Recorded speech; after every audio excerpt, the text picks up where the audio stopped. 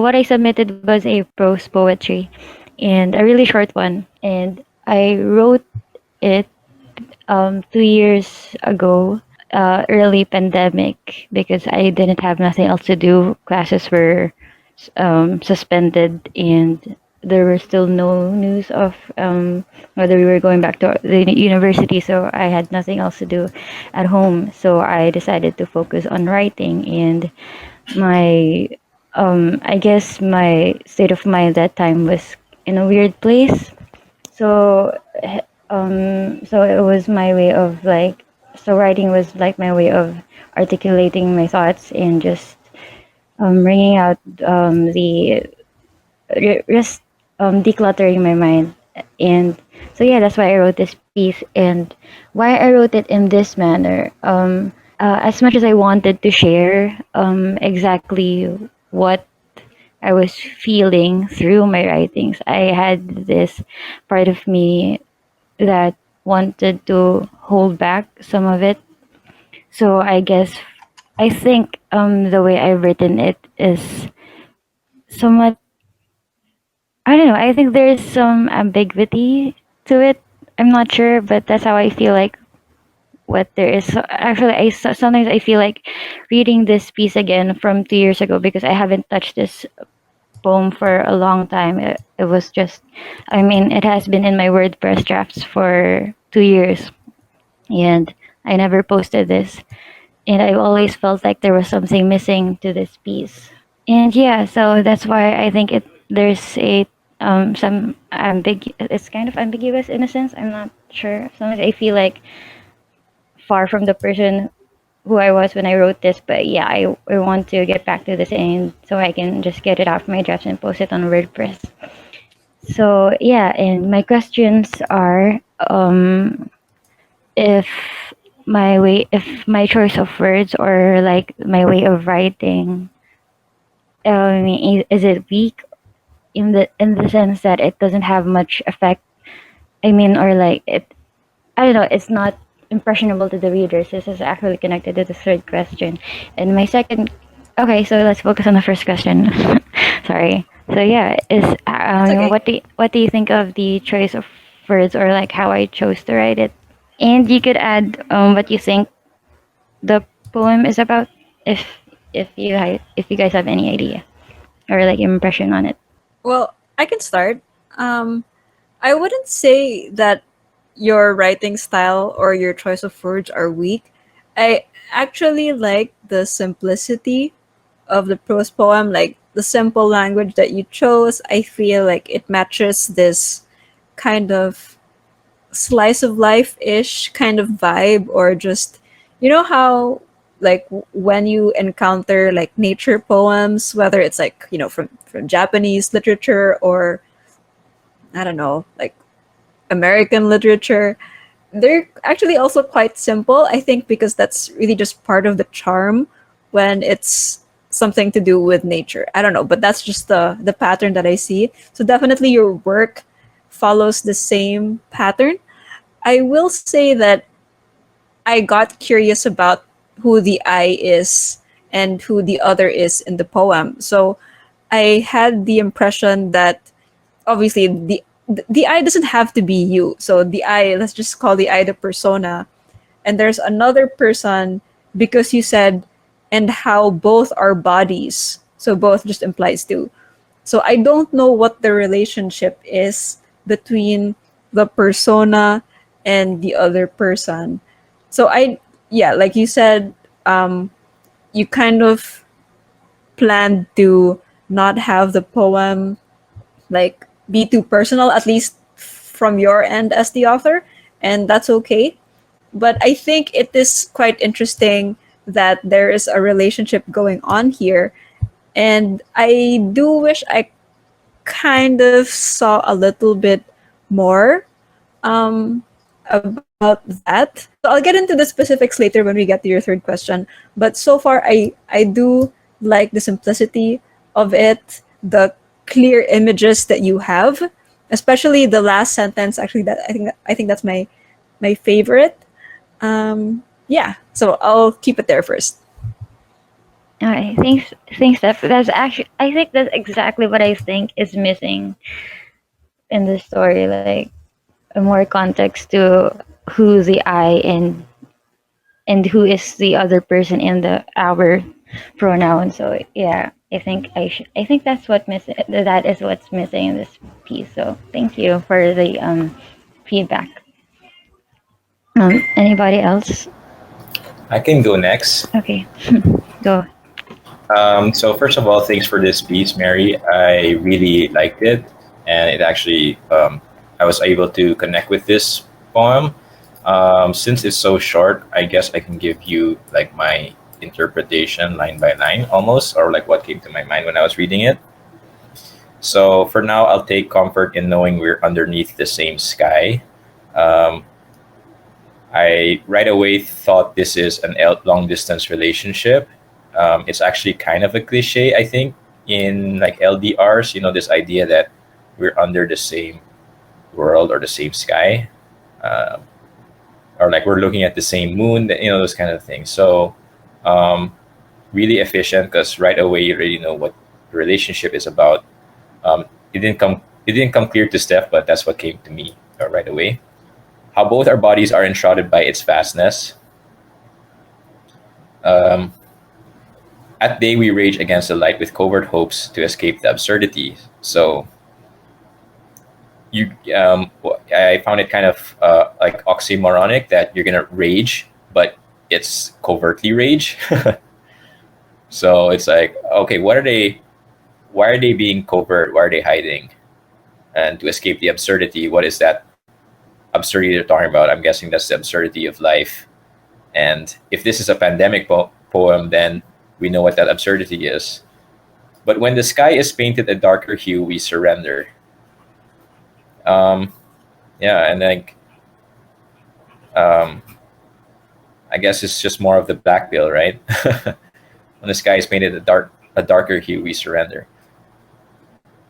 But at least during the day, at least you're still going out, like still catching. Like it was a time when we were told to stay indoors all the time. So I'm like, okay, during the day, you can at least make the most of it and go outside. Um, we wallow in the jet black view, so some more of that, some more of that black pill vibes.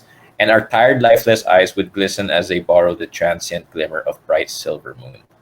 And then at the last moment, you offer the uh, you offer a little bit of the white pill, you know. And the white pill is goes back to the start, which is the comfort of knowing we're underneath the same sky. And then I mentioned that one of the cliches is like not just the sky, but the other cliche is like the same moon. Somehow the moon is comes up more in that cliche than like the sun. Like, oh, we're looking at the same sun. Like I don't really know. I don't know if I've heard that cliche before, but I've definitely heard the moon cliche, and I wonder why that is. Like, why is it that like the moon is somehow more romantic than the sun? Um, Yeah, and then also if they're looking at the moon at the same time, it means they're in the same location because LDR could be like different continents, and if that's the case, then you wouldn't have the moon in the same like simultaneously, right? I mean, that's the whole point of the whole like I don't know, like this analogy of LDR is like, oh, we're still somehow tethered together because we're looking at the same thing, literally, which is kind of crazy. But yeah, you can only really do that with the moon if you're in the same time zone or at least similar time zone. So yeah, it's not like a OFW thing. It's actually a relationship among people who like live in the same time zone. So the LDR is like maybe the LDR is like not something that any of them chose. Like usually LDR is because one or the other, they do like they study abroad or like they become an OFW. So it's like it's almost voluntary, right? They choose to go. I mean, arguably voluntary, right? Um, Whereas during the pandemic, people were forced to be LDR even if they didn't want to. Yeah.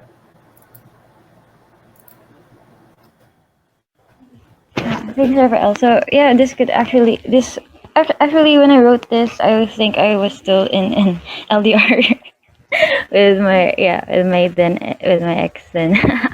So yeah, I think that influenced with the whole thinking about being in the same sky and looking at the same moon kind of thing.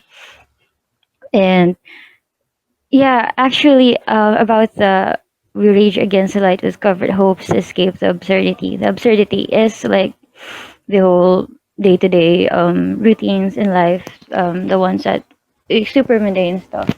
If you're familiar with Camus, he talks about absurdity of life very much. I mean, I don't know. I think he's known for yeah, talking about the absurdity of life and that kind of thing. And I was hooked to his. I was hooked to Camus as a poet that time, so I guess that influenced this one. And Raging Against the Light, actually, that this specific phrase, Rage Against the Light, was actually just I just took it out from a title of a Hemingway poem, like Rage Against the Dying of the Light. So yeah, and I like that line specifically because I think Raging Against the Light meant like somehow, well, in this poem, for me, it was like trying to um trying yeah, you're trying to go against the current, the current. And no, I'm sorry, I think what I meant by this is that um we go day by day with our daily routines, and somehow although for example, like we just somehow succumb to what we have to do every day of our lives, and it's but deep inside we just do all this just to we do all this just to reach that certain freedom or yeah, that feeling of to be liberated eventually after doing all these stuff that you have to do in every day. But then at the end of the day, when the sky is made at a darker hue, I just mean nighttime. By this, the sky is made at a darker hue. Somehow we just stop grinding at the end and just surrender. So I think, um, and in this, in our tired leftless eyes, wait, I'm basically talking about a breakdown of this poem. And so yeah, and the last Okay. line is, "In their tired, lifeless eyes would glisten as they borrow the transient glimmer of the bright silver moon." What I actually wanted to mean by this is that um, somehow, like, I don't know, with pensive eyes, like, just, I don't know, when you're jaded or something. I'm sorry, like, this is actually like a really sad poem because I wrote this when I was really sad. So yeah, this in their tired, lifeless eyes would glisten as they borrow the transient glimmer of the bright silver moon. I was thinking that although our although somehow our stares become pensive while we go through every day, sometimes like when you're just really sad and out of it, sometimes somehow the looking at the moon gives you that glimmer in your eyes that you don't actually have metaphorically. And is there anybody else who can give their impression on the poem? What do you think it's about? Raphael said it thinks it's about long distance relationships, and that's, I think that's correct, partially correct. And Steph said that it's about a slice of life. Was it right, Steph? Some I s- slice of life vibe. yeah, slice of life vibe. Yeah. I actually kind of saved what like my potential or like what I thought the poem could be about for the third question. Yeah. Okay. You But can. if you want to hear it, then I mean, just let me know. Okay. I'll wait for the third question then. Okay. Is there anybody else? Hi. Yeah, I actually really like your poem. I really like sad things. So I really enjoyed this, especially the where it starts like the scenery starts becoming nighttime. Mm. I really love that imagery of, actually I don't know if you intended it to be like that, but I was thinking of like people just floating in a river, like with Mm. moonlight shining on them. And I love that. I enjoy that so much. Um uh so okay, yeah. because I have another comment, but it might be better for the second question. Alright. So just I guess just for now, I just wanted to say that no, your choice of words in or writing style was not weak. It definitely made an impression on Okay, thank you. Okay, so I guess we can now move on to the second question. Can you answer the second question now? Oh, okay. Okay, sure. Yeah. Go ahead. So your second question is it coherent? Yeah. For the most part, for me it is because like a big chunk of it is the nighttime portion. But Mm-hmm. like the portion before that, I think I was a little confused what you meant by absurdity. Yeah. When you read the first, or when I read the first line, okay, I thought, okay, this is about being apart from someone, being longing for someone. But then I start to read the rest of the poem, and it sounds a little more like what you said earlier. The absurdity of having to go through our daily tasks, the tediousness of it all, like almost how meaningless it can be, how you have to put up a face in during the daytime. That's why you have to rage against it, but covertly.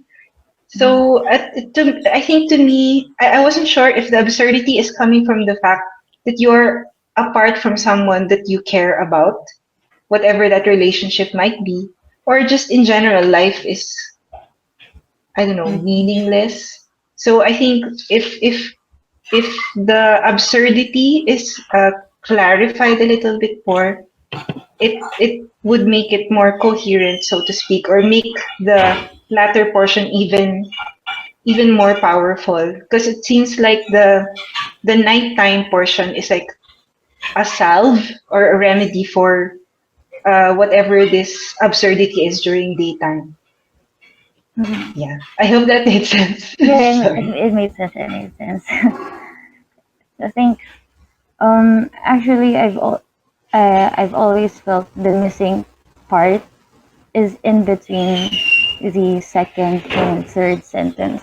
And how both I feel like I always feel like I skip I fast forwarded some parts, like there's supposed to be some meat there, but I'm not sure what to add exactly. And because honestly, for me, I think it as a whole the poem sound it sounds kind of pretty. That's why I guess I'm finding it hard to add more sentences to it because I'm afraid of messing it all up. But I need it to be coherent, but I don't know how it can be coherent. So yeah. So yeah, thanks for your feedback, Marie, because I'm definitely going to take note of that. Thanks. So Hi, yeah, Mary. hi. Can I make because you said that you are unsure about the second sentence, and I think I kind of ha- feel the same way as you about the length of the poem. Like, I feel like this part of the strength of this poem is that it's short and it's compact and it has a lot of strong imagery as we go along. And I think because I'm okay with the first sentence. I like the first sentence. The second sentence I think could do more. So for example, if the first sentence kind of gives the reader an idea of what the persona is feeling and where the persona is, whether it's literally or metaphorically, the second sentence does not at the moment give me more of a clue.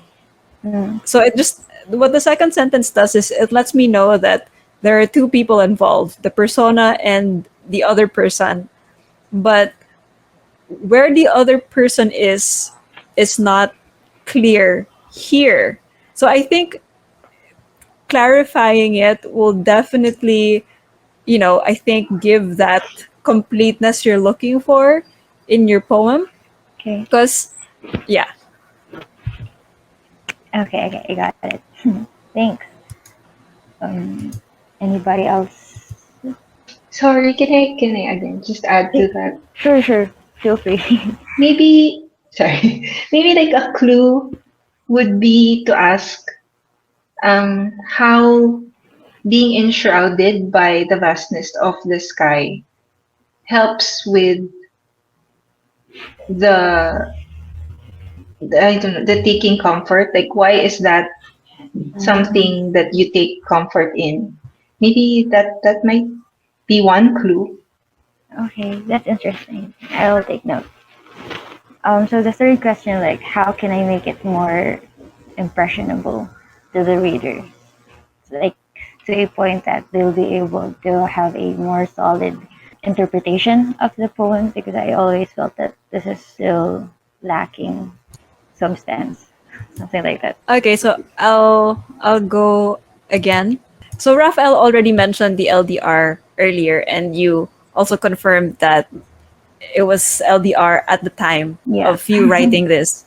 And I got that sense, but there were also different possibilities for me in terms of, how I interpreted your poem. So for example, like I said, the first sentence hints at sadness, right? So it could be a sense from a sense of loss or something. And it got me wondering because, well, I'm also trying to get into Buddhist philosophy, and somehow your poem kind of it can reflect some Buddhist ideas, for example. So I was trying to think of, because I didn't know who the other person was, I was trying to think of possible circumstances for this. And I also didn't know what the absurdity was. And I just kind of thought that, and you said it earlier, this is like the general absurdity of life. And I also got that vibe, or like that was one of my gut feels when I was reading the poem. And so the conclusion or the other interpretation that I came up with is that, like, could this be potentially a kind of a grief piece in a way?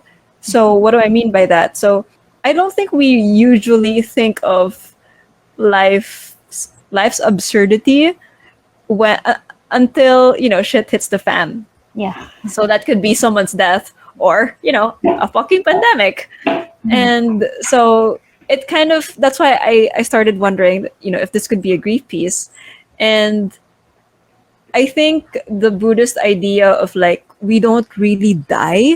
I mean, they believe in reincarnation and the whole like, nothing is created and nothing is lost, right? And just thinking of someone who is grieving and kind of finding solace in like a loved one who is not with them physically but is still there in nature Yeah. makes so much sense for your first sentence. So the last sentence, okay, I will say that the last sentence doesn't super match the First. that interpretation uh, because obviously the physical body is not there unless you take it literally as like being reincarnated into like a bird or something. But definitely I had that reading, and I actually quite, well, maybe I'm also biased because of the whole like I'm just vibing with Buddhist philosophy at the moment, but I like it, just that this idea of a poem that is embodying a kind of spirituality that is very tied to nature. And that's why I also like your last sentence. And as much as I feel the persona is sad, I actually did not think it was 100% a depressing poem, because I feel like hope was just somewhere there. And I like the imagery that you have here, that yes, the eyes are tired, lifeless, aka dark, but the fact that it would still glisten in the moonlight is just like, it's so inspiring somehow to me.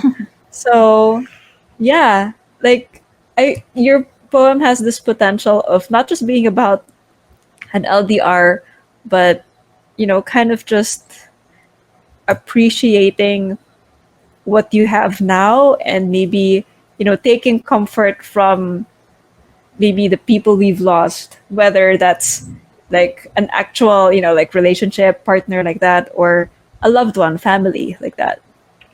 That's actually creatively accurate somehow, because I think what I remember feeling this I don't know when I was writing this, I remember feeling this like calm surrender to whatever situation, to the situation I was in, about being stuck inside the house and miles away from people. So yeah, but then again, it's just a calm surrender. Like, you don't really, it's not like giving up or anything, but it's just,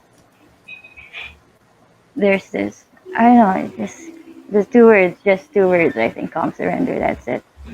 um I will just clarify what I said earlier. I wrote this in my notes, but I forgot to say it. Okay, so Marie is typing. So while Marie is typing, I'll just Okay, say, go ahead. um, I like that your poem, like I said earlier, has really strong images, Mm, and I think the second sentence can have a strong image as well. Like right now, the second sentence does not have it. So apart from, I mean, I'm sure part of your revision process is reworking the second sentence by showing or implying the relationship yeah, between the persona and the other person. yeah, And I think the best, or maybe a good way to do that, is also by having a strong image there, so that we're always just hit with that image. Because yeah, it's such a tight poem, and of course we want it to be tight, right? yeah. All right, so thank you. I'm going to answer this question from Ega on the comment. Like, she didn't really get the last line, and yeah, Rafael was able to answer the question. Yeah, it is the reflection of the moon in our eyes. And Marie is still typing. Okay. Um, yeah, I'll wait for. Spanish. I think this could be a pandemic poem, and I guess, let's say, for example, this becomes famous, and then English teachers would be discussing this poem and analyze it through a historical context. This was written in 2020, and the author was in a fucking pandemic. Anyway, Maybe since Ega had a clarification to make about borrow, the word borrow in the last sentence, mm, um, I don't know how open you are to editing that. Because, okay, I guess analyzing it a bit more, I mean, just the sentence construction of this last line, maybe it sounds, I mean, it can sound like, okay, sorry, I go let me ahead. backtrack. If your intention, or like if how you want to revise this poem is to highlight the relationship, or maybe the importance of nature in terms of, maybe potentially healing and finding solace in nature. So nature being a prominent figure as well in your piece. Mm, The last sentence could show, it could, I guess, be phrased in a more active way. Like, for example, right now, the last sentence implies that it's the eyes that, get something from the moon, mm, as opposed to the moon doing something to the eyes. So mm, just reframing, if that's where you want the poem to go, right? If you want to keep this sentence as it is, or this construction as it is, um, and you're worried about how other people would read the word borrow, you can just always find different verb apart from borrow. You can just say as they reflect also, which is what Raphael says, like it's a reflection. So you can still go back to just saying reflect. Yeah. yeah. So those are just suggestions. Yeah, okay, okay. I'll take note of that, because I also think that sometimes when you read this over and over again, I sometimes think like there's no tie back to the, like, the end doesn't either yeah, it doesn't tie back to the first part of the poem. Mm. Like suddenly they're just wallowing in the jet that feel like they're just surrendering to the night, whatever. At the end of the day, but I don't know. I don't see sometimes I don't see a coherency with what I was first telling the story. Yeah, Mm. what I was first talking about in the first part, and then the later part.